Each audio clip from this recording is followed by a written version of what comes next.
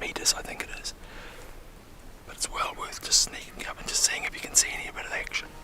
Okay, let's have a look.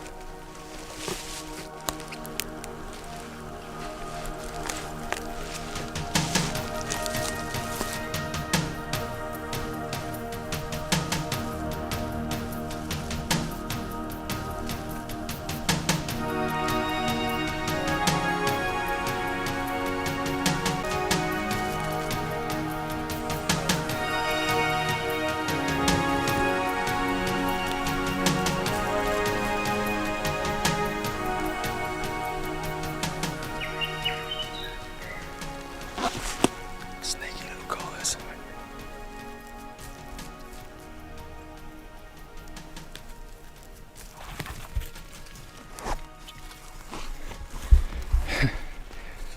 Busy little guys, aren't they? It's quite late now. Beautiful forest, isn't it? Anyway, we'll see if we can follow this little guy. You've got to keep your distance with these little suckers, but if you're careful, they'll run right past you. As they're hunting around.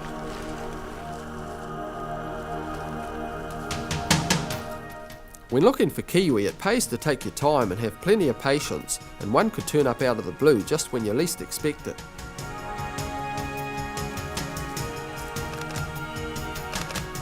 A male kiwi has to have a territory before he can attract a mate.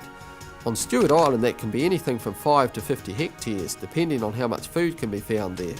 And as you can imagine, it takes quite a lot to patrol. You'll notice this kiwi stays as motionless as possible while trying to figure out if we're a threat or harmless, and probably working on the notion that if he keeps perfectly still, we won't spot him.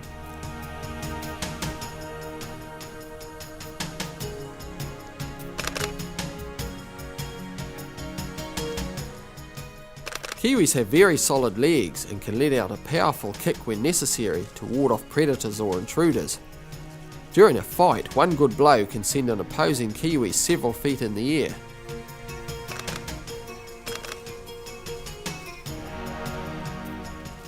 One of the great things about snooping through the bush and undergrowth here on Stewart Island, as with the rest of New Zealand, is that you don't have to be concerned about having any nasty encounters with poisonous snakes or spiders, because we don't have any, so you can literally wander around barefooted if you've got tough enough feet.